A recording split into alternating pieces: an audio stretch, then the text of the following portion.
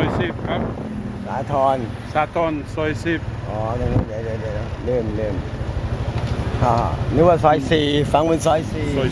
10นะมีแต่4นะโอเคไอ้ฟังเป็นซอย4นะซอย10ไม่ใช่ซอย4โอเคโอเคครับ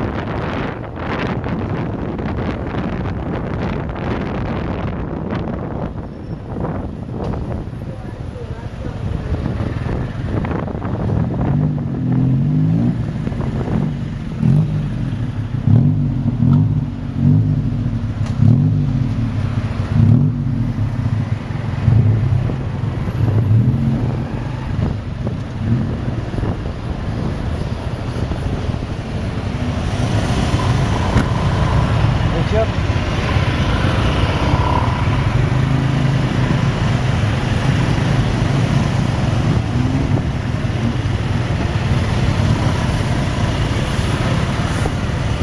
แล้วเลี้ยวขวานะ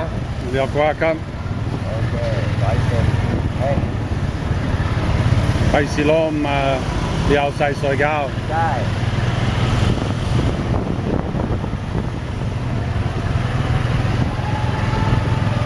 เนี่ยมันเลี้ยวกลับมันเลี้ยวครับ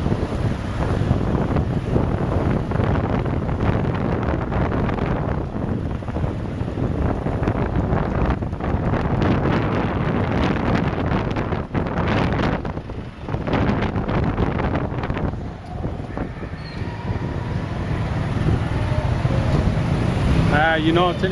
นี่โอเค